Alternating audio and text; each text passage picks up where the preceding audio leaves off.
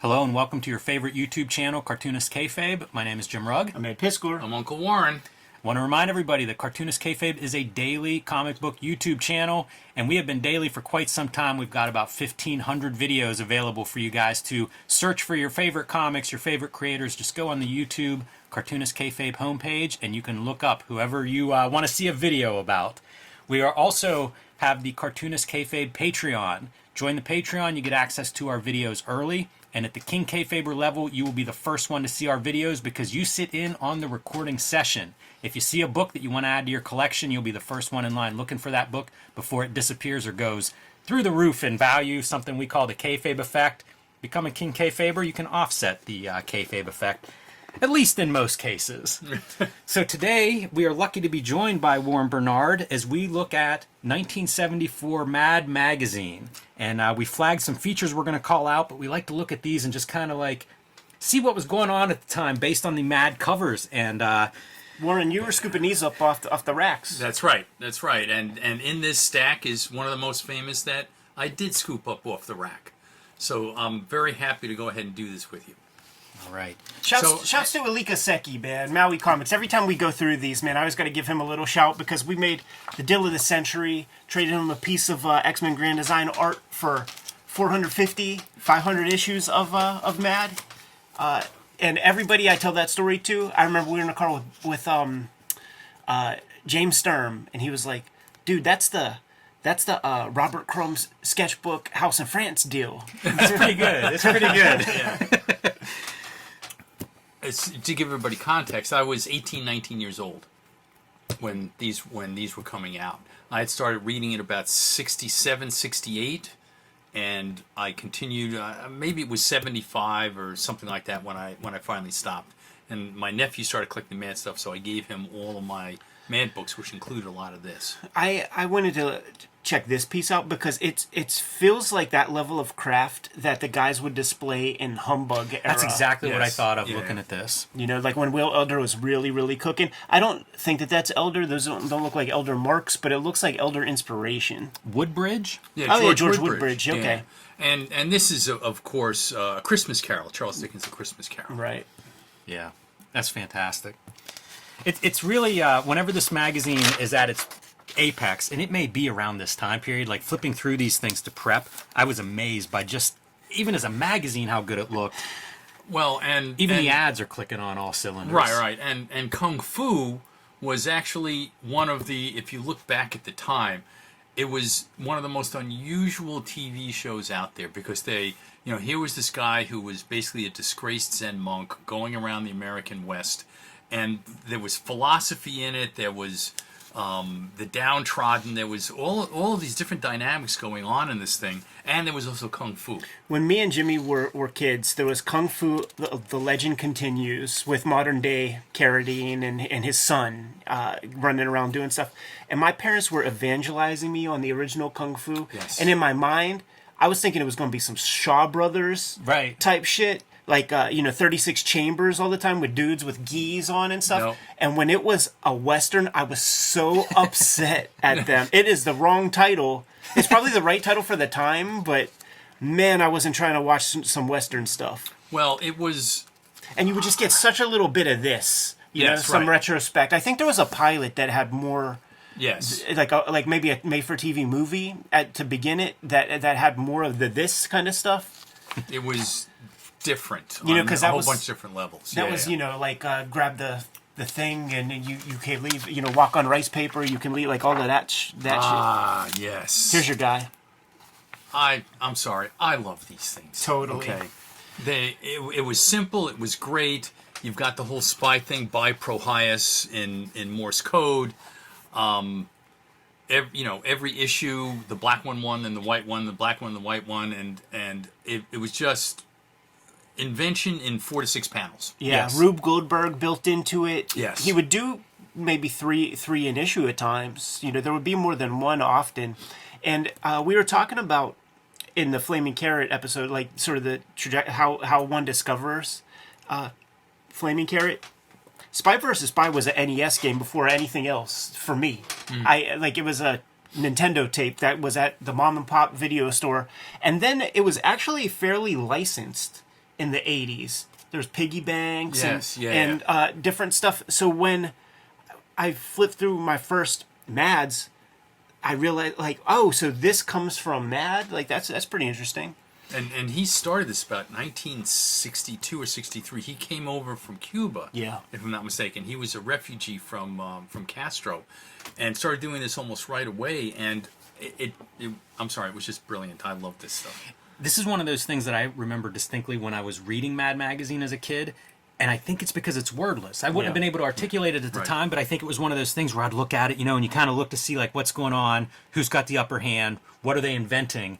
And now I look back on it and think, like, it's so brilliant in those, you know, like, it works on so many different levels in that way. Yeah, and of course, Sergio doing his doodles. Absolutely. It's always fun flipping through these old issues and seeing that. And there's also always some piece of irony in there about, well, okay, it looks like he was trying to get the, you know, anyway, there was all these complexities that were going on. Total cat and mouse. Yeah. Yes. By the way, connected to a Don Martin page is the right. other half of the spread. So fantastic stuff. Now, but the other part of these magazines that's fascinating, back covers. Yes. They were using every part of the magazine. And so this is Nixon, his chief of staff Haldeman, his attorney Dean, the attorney general John Mitchell, Colson and Magruder. So all these people were involved in Watergate. And it says, nothing this year, you've all been very bad boys. And this is Christmas morning 73. Yeah, so this has been 1273. It will be another 8-9 months before some of these people had already gone to jail over Watergate for the good old days, so to speak. But it's very interesting how political they were, also given the pushback that EC Comics had 20 years prior in terms of them being political. Wow. I mean, maybe a grudge they're carrying on their shoulder Yeah, for the chance to, you know, whenever they got to strike out a little bit. Don Martin. Dude, we were talking about, this is one of those things, like the precursor to video games, where when we were kids, they put out that one little machine where it's like got the steering wheel, and then there's just like this loop that's the road, and then this would be a practical object. It wasn't digital. It was like a little car that was inside the screen, and you would just move it left or right and try not to hit the other cars. There was no consequence. You would just run right over because it was just like a little screen of something, but precursor to the coin-op video game. Yep. Yeah, fantastic. And how can you not love Don Martin? Yeah, that previous issue was interesting because you never see him do like worded, like multi-page strips. Right. That's news to me, man. See what's the movie feature in this James one? Bond, it looks like. 8 James Bond movies. Maybe the bloom was off the rose. Yeah, they're doing like a big feature on it. Oh yeah, here we go. Yeah, Mad Fold in again, politics, and then this on the back. Very unusual for the time. Because there's no humor to it. No, it says another Mad mini poster, and there is no humor to it. Yeah, I mean it's legit. It feels like something that would be commissioned by, I don't know, Surgeon General or something. Absolutely. Yeah, you wonder if there's some ad or something that it's responding to do this. Yeah. Or if this was almost like a concept that maybe wasn't drugs and alcohol, and they were like, what can we do with this image? Is really striking with the skull. And then somebody connected some dots, and we were off. And then here's the big one. This video is brought to you by the books that Ed Piskor and I make. Coming out this November, Street Angel Princess of Poverty from Image Comics joins Street Angel Deadly Squirrel Live to complete my Street Angel collection. Hulk Grand Design, available where better comic books are bought and sold, but running out. So pick that one up if you haven't already. And my self-published comics, True Crime Funnies, 1986 zine, and BW zine will be available on jimrugg.com October 26th. Hip Hop Family Tree, the Omnibus, will be out in October. Pre-order that one if you haven't already. Put your name on a copy before it is gone. X-Men Grand Design by Ed Piskor will be collected, all 3 volumes in one trade paperback in time for the holiday season. That's another one to pre-order, the X-Men Grand Design trilogy paperback. And Red Room, Trigger Warnings, Antisocial Network, and coming very soon, Crypto Killers. Pick these up wherever you buy comics. And now back to our video. So this caused a lot of controversy, to say the least. Did. I did not allow my parents to see this one. Yeah, It's so funny how that worked, man. I remember those days. I got it. I brought it home. I just made sure it got buried in a whole stack where I know my parents weren't going to look for it. But no, I wasn't gonna explain this to my guidance counselor father. Okay? As the artist too, who's painting this, Kelly Freeze or Norman Mingo or whoever it is, they had to be cracking up the entire time. Yeah, it's amazing. Like, you're sitting there, you're painting this thing, and you're like, this ain't sheetrock in a bathroom. This ain't laying tile down on a roof. It's a snapshot. You look at this and think like they're really going politically after people and whatnot. And I mean, this cover's the same kind. Even this back cover, it's the same kind of stuff where it's just like, I don't know if it's fearless. I don't know if it's responding to the times that were, tumultuous times where it's just like, what else do we do? Express this kind of rage at the system, at the establishment. But it feels like that's what you're getting kind of throughout this year of comics. Of like, absolutely, and it's then, on. And then also there are interviews out there with Gaines who was like, "Oh my God, that was like one of the worst mistakes I ever made to allow that thing to be published. I had to go on and apologize, and people wouldn't sell the books, and so there was he got some of this 1950s backlash that they weren't anticipating." He had his vaccine for that, though, man. He's got a couple years experience. The people who suffered are the kids. Yeah. The ones who are trying to sneak this into middle school in between their math notes. I do wonder where this comes out, like in relation to National Lampoon to start, but also there's the famous National Lampoon cover with the gun to the dog's head. I wonder, because it seems these are provocative covers. Well, National Lampoon had started, I think, in '71. See, so there's now there's competition. 72. Yeah, and when you looked at National Lampoon, which I was also reading at the same time, they were far more political, and I think that Nat Lamp, you raise a good point. I think Nat Lamp did draw Mad Magazine over into that genre because they were really competing for the same, late teens, early 20s head. This is not a children's magazine at this point, okay? That's the other thing that comes across looking through this, and for people watching at home as we go through this year's books, like that really stood out to me is like, who's this going to? Because it does not feel like a kid. Well, look at this. The lighter side of polarization, okay? Yeah. Awards for everyday performance, everyday situations, Meshuggah, Mad. And so when you look at all of these, look at Mad Miss Liberty. When you look at all of these, there was politics, there was pop culture, there was all this stuff that was going on, and a 10-year-old kid was not going to get 90% of what was going on in this magazine, okay? Yeah. I always love showing these off just because I like looking at Mort Drucker Yeah, work. sure. And, great forever. And it's almost it's a parlor game that you can play with seasoned Mad readers. Like, okay, what's the parody title for American Graffiti? Yeah. And a lot of people will know and remember that stuff. Brilliantly drawn stuff. As great as he is with all the likenesses and caricature, like you get these kinds of signs and cars, and it's like he can draw everything. Right. Yeah. Little homage there. To the Heart of Darkness, right? Yes, right. And then, great Sergio Aragon's right there. Yeah, always nice to see his art on these pages. I always wonder how Sergio worked. Like, would all these images be on one page? Would they be single pages? And then would he get the dummy paste up, like where they put the lettering, and then he's drawing on those, or is that a separate page? Let's see what we have in store on our back cover of this. Yeah, our floundering fathers. Yeah. So they're taking Nixon to task again. Popular subject this year in Mad Magazine.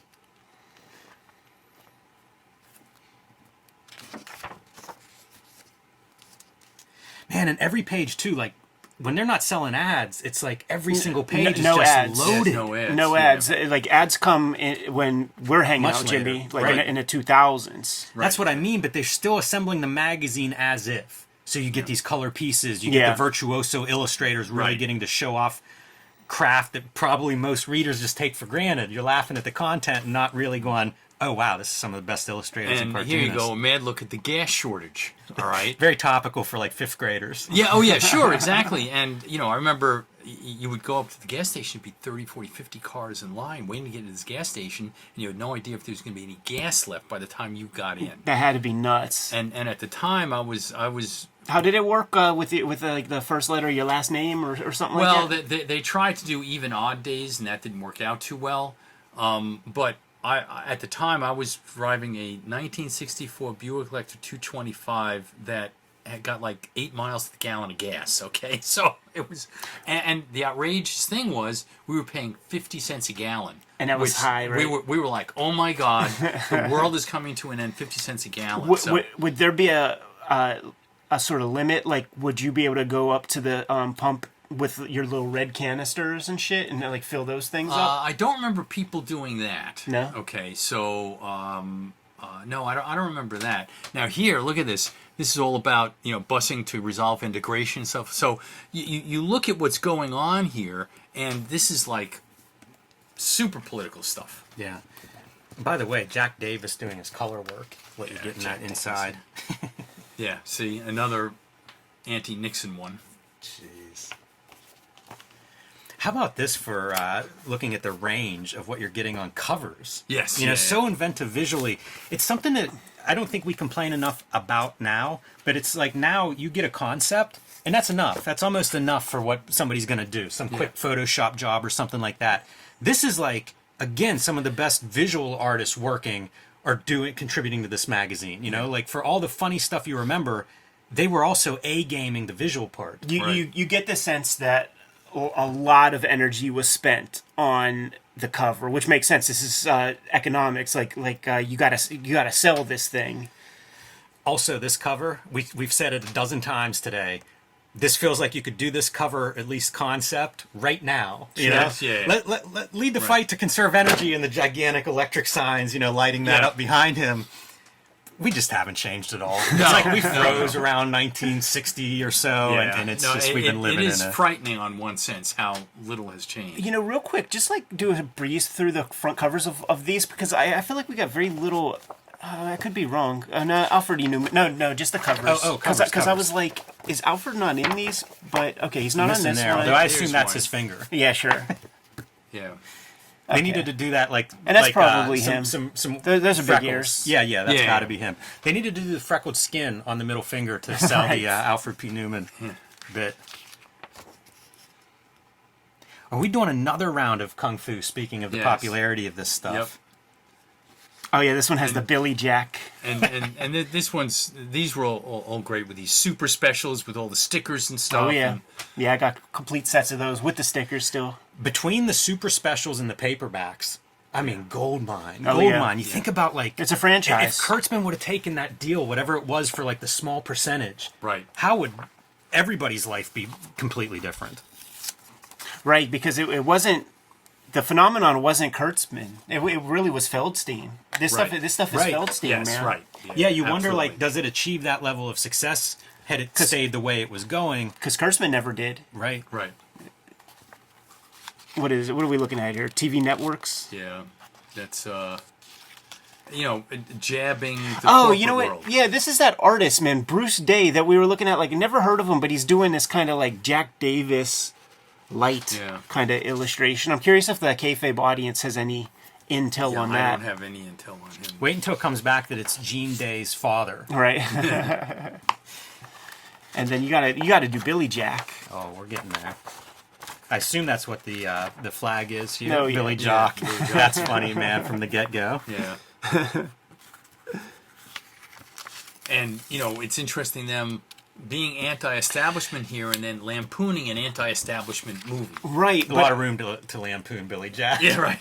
What's fascinating, though, is as far as I remember, like, Billy Jack was an independent movie that was done extremely cheaply and got hit high marks. Yeah. Made some money. So it's pretty cool that something that basically just, noobs put together hit that transcendent period where they actually get the lampoon in Mad. That's a seal of approval, man. Yes, yeah, absolutely. Like you've touched the culture.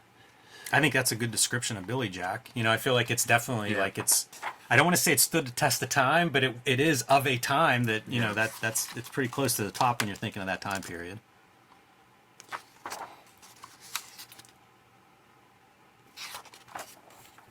Rest in peace, Al Jaffe.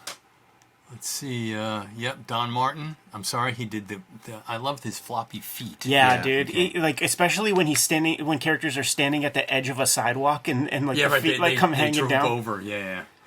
Yeah, I used to copy Don Martin in those early days.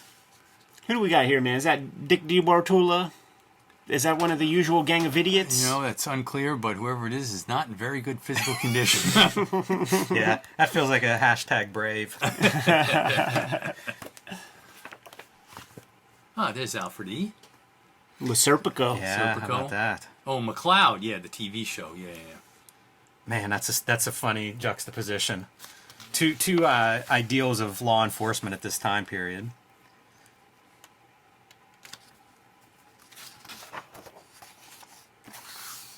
Oh yeah, this is when graffiti was starting to come in. Jaffe writing this one also. Like, he would draw lots of them, but I've not seen him do much This is amazing. complete work. Yeah. I've never seen this strip, and I feel like it's really this is a fun concept. And I can't believe they could get away with this stuff, right? Well, yeah, but look, golf. I mean, they're VW, the NFL, Inflicts TV agonies Guide. on wives. You have like the drunk dude watching football. Yeah, this is all That's what they say. McDonald's. It's unbelievable. Today they'd be in court in like 30 seconds. They do say that, like, Super Bowl Sunday is like the biggest day of domestic violence. Right. Yeah, it's brilliant stuff, so far ahead of their time with this. Damn, and he got a 4-pager, dude. He lived fat that month. It's a good concept. I National feel like Cash this is one of those Register. concepts, whenever it comes up, I always imagine the writer's room Now- of like just figuring out clever things to do with these. Now here's one that S&H green stamps. So when you would go to the store, you'd buy a certain amount of stuff. They would give you these stamps. You put them in the book. You get your books, and you go to this S&H green stamp store, and you could trade the books in for X, whatever X may be. My parents did it. I remember going to the S&H green stamp store. It was a madhouse. It was totally insane. And they went by the wayside in the 70s, all that stamp stuff where you could go ahead and exchange it in. I wonder what the model is, really, like, how that shit works. Wasn't Pepsi created for dyspepsia? Like, or don't know. Could be. back in the 1800s or something? Well, like I love Coke. this. A compost heap has more nutritional value. Yeah, right. Post cereal. And also, in a crowded place, it's brutal. Brute cologne. I like this one. The warranty expires at an early age, and so does the appliance. Good stuff. All right. Oh, Yeah. man, we're getting blue. Not safe for work. This is your Woodbridge. Yeah, from George our, Woodbridge. Yeah, he was one of the old guard. He came in. I think he was, like, one of the young guys on the Fleagles. Yeah. Like, I think he was with Interesting. Williamson, and it was like him and Torres were the youngest bucks. This is stuff that I enjoy going through this year, is seeing these kinds of like format choices. Yeah. It's just so inventive. Again, like you could stop at the joke, but how best to present it? Right, and it's almost, it's like paperback. Yes, totally. Yeah, sure. 100%. It's so ridiculous. Trying to get the armor off. For pages. Yeah, that feels like a real throwback to classic Mad.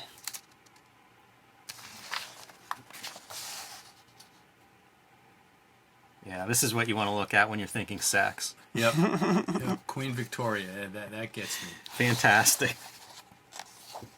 Don Martin, man. So reliable. Yeah. So reliable. And he's so closely associated with Mad that it's hard to believe that, in the mid-'80s that he goes over to Cracked for a little while. Right. Been where I first saw him was in Cracked.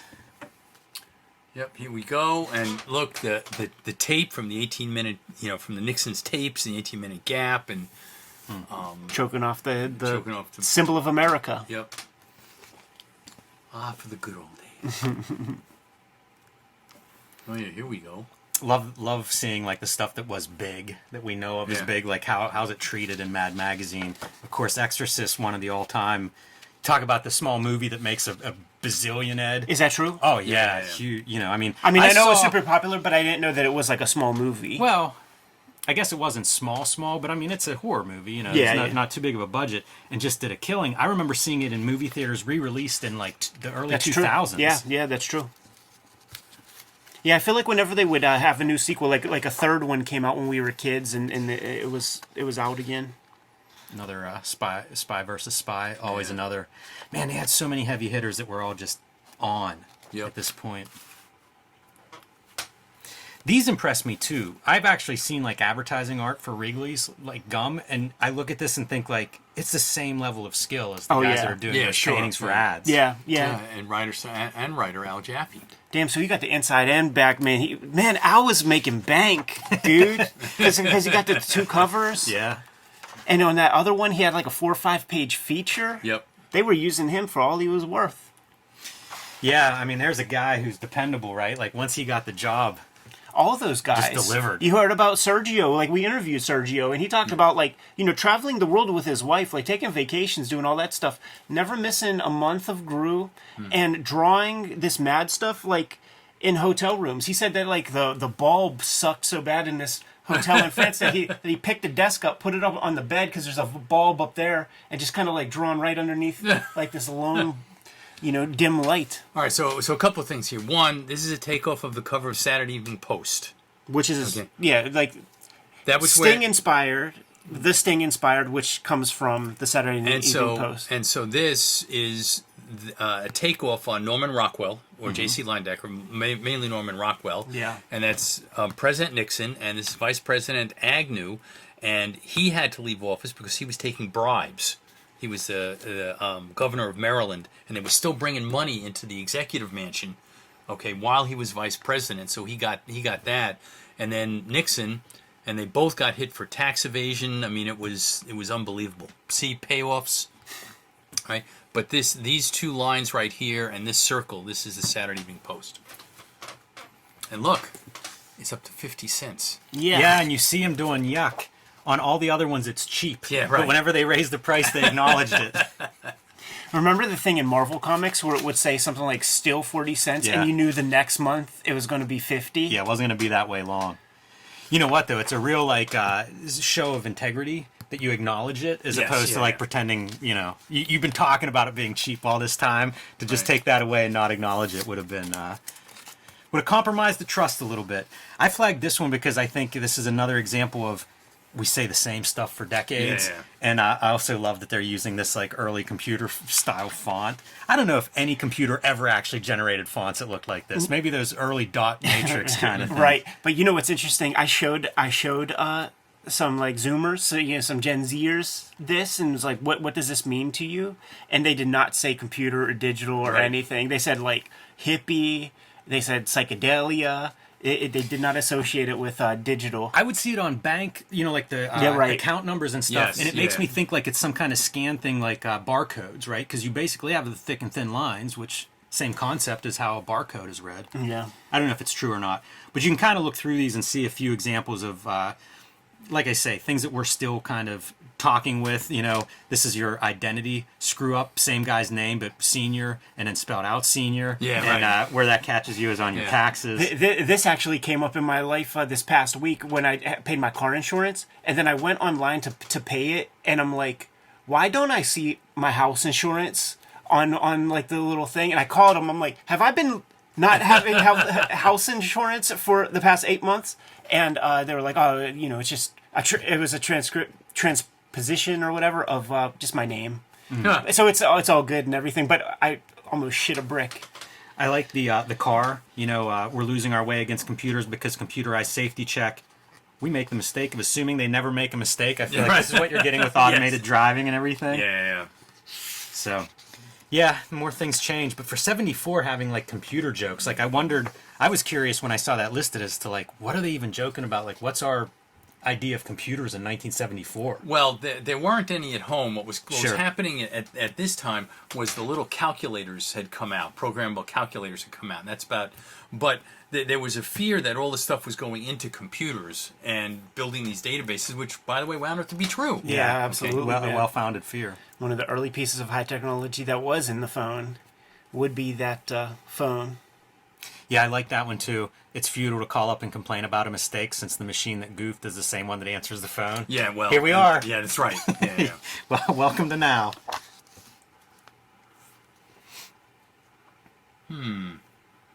That one's deep. I feel like that could be a New Yorker cartoon. Yeah. So there's your 1974 journey through Mad magazine, and wild times, man. We've looked at a couple different years of Mad scattered around from the beginning to more current issues, and like politically, this just seems like Oh yeah, they were going for it. They were going for it. Absolutely, especially with that. Yes. That offended a lot of people. Yeah, man. To have that context, there, Jimmy, thumbnail. I think it is.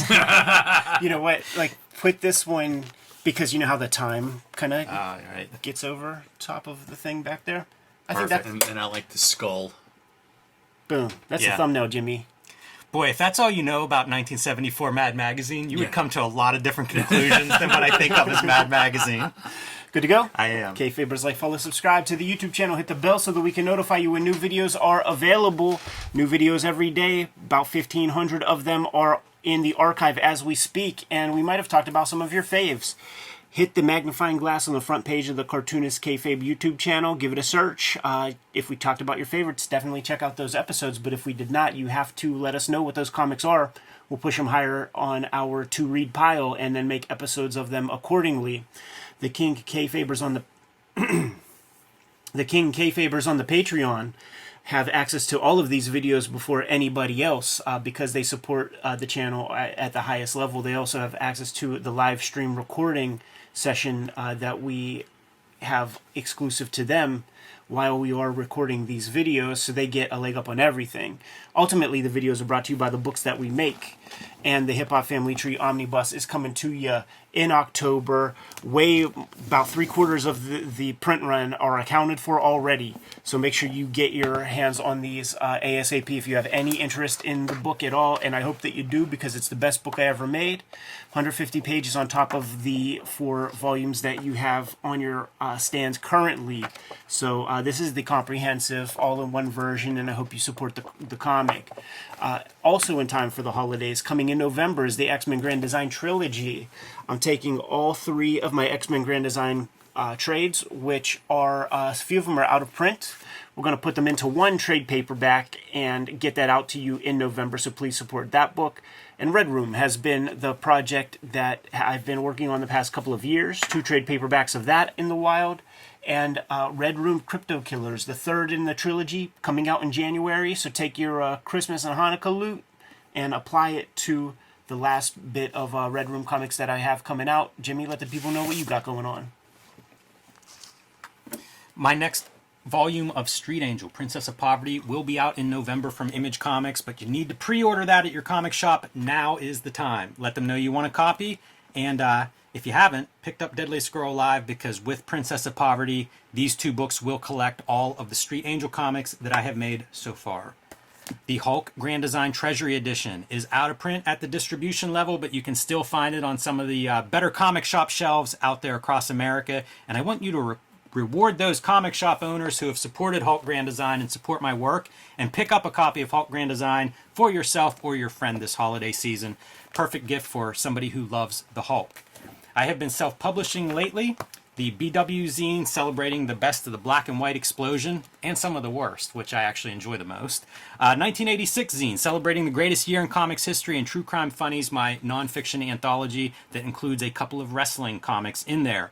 These will be available for sale on my website, jimrugg.com, October 26th. It is my fall/holiday sale. I have been stocking up on these, so hopefully I will be able to fulfill all the orders that everybody wants, but I recommend you be there October 26th, because last time I did one of these sales, I did not have enough stuff, and I'd hate for you to be without these on Christmas. So mark that on your calendar. If you can't wait till October 26th, you can download these and read them on my Patreon, patreon.com/jimrugg. Books are the most important things to support to keep the channel going, but there are some ways to support Cartoonist Kayfabe directly. Let the people know, Jimmy. Subscribe to the Cartoonist Kayfabe e-newsletter at the links below this video. You can also find Cartoonist Kayfabe t-shirts, merchandise, mugs, hats, and more at our spread shop. That link is also under this video. All good ways to support the channel. Give them those final marching orders, Jimmy, and we'll be on our way. Read more comics.